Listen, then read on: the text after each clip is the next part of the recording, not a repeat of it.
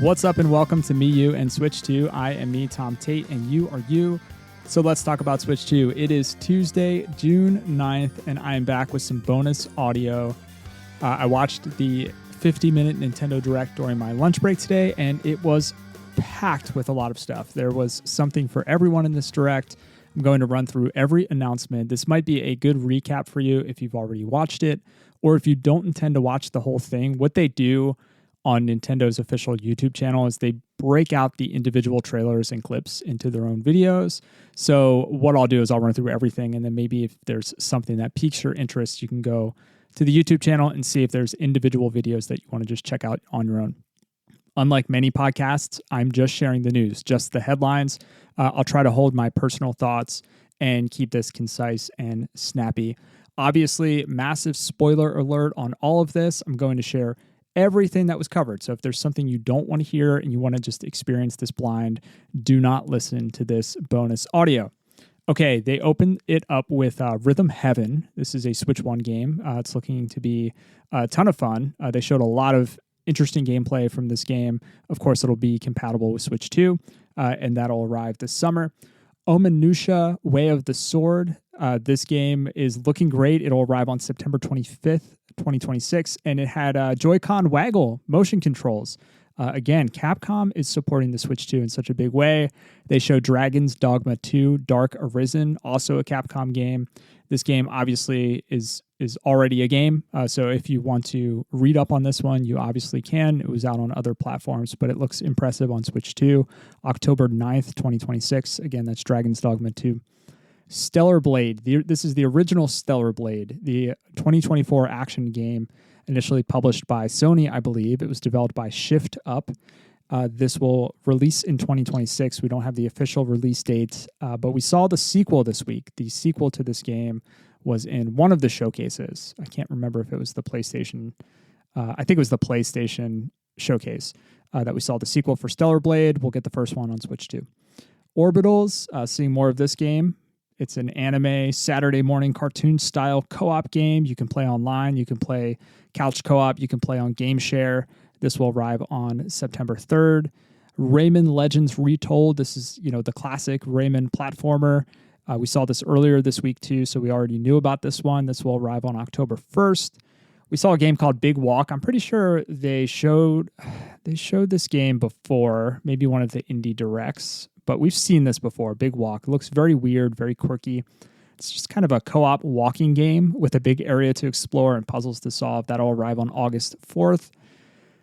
We also saw One Piece Grand Gourmet. So One Piece Grand Gourmet was a pixel-based restaurant simulation.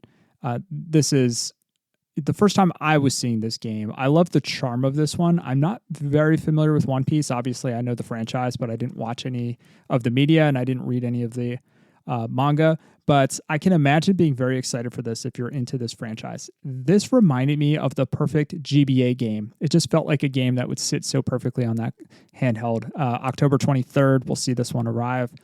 Pokemon Pokopia. There's a free underwater update coming in August of 2026. This actually reminded me of a Bikini Bottom, right? Like you get this little glass dome around your head while diving. There's a new town that will launch also in 2027. There's an expansion pack for sale, so they'll kind of add on to the content, but I'm sure there will be a cost involved. Next up, we saw Fire Emblem Fortune's Weave. I'll admit, I completely forgot about this game. I should have known that this would have been, in my predictions, I should have known that this would have been in this Direct because it's supposed to arrive this year. It looks absolutely gorgeous.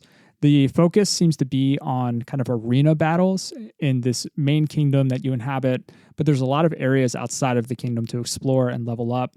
Looks to be turn-based as per usual. You can control 4 main characters. There's a bunch of different RPG systems to explore, and this will arrive on September 17th, 2026. I don't know if we knew the release date, so maybe that's the big reveal here is that we now know that this will arrive on September 17th. Ninjala 2, The Uncharted Planet. I'm not too familiar with the Ninjala series. This is an open-world action-adventure type game. You use bubblegum to traverse, which is playful and interesting and kind of cool. Bubblegum also is kind of your one of your main attacks as well. This will arrive spring 2027. We have a new Nintendo Switch Online event called DK Challenge, which introduces challenges in the various Nintendo Switch Online games in the Donkey Kong franchise and also in Donkey Kong Bonanza. These are like achievements where you go and you do specific challenges. You will earn cards, like playing cards, to complete your card collection based on the challenges you do. Very cool implementation. I'm sure they'll do this for other franchises. I can see them doing it for Kirby and Mario and other things. June 9th through September is the period in which you can do the challenges. They are bringing Mario and Luigi outfits and items to Donkey Kong Bonanza's DLC as well, so they're continuing to celebrate Donkey Kong. There's a new Vampire Survivors game, or from the developers of Vampire Survivors. This is Jujutsu Kaisen Rumble Survivaton. Very difficult name to pronounce. It looks very similar to Vampire Survivors, except it's up to 8 players playing at once, and it's like a battle royale where you compete against each other. This will arrive in 2026. The next theme was challenging games. They showcased Lords of the Fallen 2, which will release in fall 2026. Lies of P Complete Edition, digital in August, physical in October. This includes a prequel expansion, Devil May Cry 5, Devil Hunter Edition, June 23rd. Muramasa Revenant Blades, developed by Marvelous. This will be early 2027. This is an action RPG with seemingly a lot of characters to choose from and a lot of systems to learn. So this one looked very interesting to me. We saw Xenoblade Chronicles getting updates in Nintendo Switch 2 editions, kind of the definitive editions. They're taking an interesting approach here where you'll get the enhanced resolution and frame rate, and it'll run great on Nintendo Switch 2, but they're also adding new content to each game. So these will be different versions of these games. More details will be revealed at a later date. The first game launched today. Xenoblade 2 will launch on July 30th, and Xenoblade 3 will launch on December 3rd, with physical editions being staggered. And then they showed the next Xenoblade game. This is called Xenoblade Genesis. It was announced for the first time. You have to see this game to believe it. I really urge you to check out the trailer for this one, 2027. The environments here are just unreal, and it really makes me need to, want to catch up on the series by 2027. I've not played a Xenoblade game at all, so shame on me. Nintendo Switch Sports Resort was shown next. This is a true Wii-style game with Wii-style controls and Wii-style music. I absolutely love this, kind of playing Wii Sports in its heyday. There are 12 sports to choose from at the start: boxing, table tennis, archery, tennis, volleyball, bowling. Bowling is back, basketball, golf, thumb wrestling, skateboarding with mouse controls, and power cruising, which felt like Wave Race. And then they showed prop plane, which felt like Pilot Wings. And then they showed someone jump roping. This will release on October 22nd on Switch 2. And then they had Koizumi, who was the kind of director of this particular, or the MC of this Nintendo Direct, do a full match of thumb wrestling. And spoiler alert, he lost that match. They showed RuneScape Dragon Wilds. This is a fantasy-based survival adventure game. This will release on September 15th. We have Hello Kitty Party Land. This is Mario Party for Hello Kitty characters, October 29th. Star Fox, which we've talked about, I feel like ad nauseum at this point. We've talked a lot about Star Fox. We've seen a lot. They showcased that it's coming later this month. And then we saw a game that I was not expecting. This is a very pixelated HD 2D Final Fantasy game. This is called Final Fantasy Resonance. It is the first HD 2D Final Fantasy game. It's a traditional Final Fantasy game, turn-based, chocobos, airship, characters from other Final Fantasy games like Cloud made an appearance. This will release on October 22nd. I'm absolutely loving this. It will also launch on Switch 1. Piku Niku 2, developed by Devolver Digital. This is a weird, goofy, quirky game. Similar quirkiness to that Big Walk game that I mentioned earlier. This will release in 2027.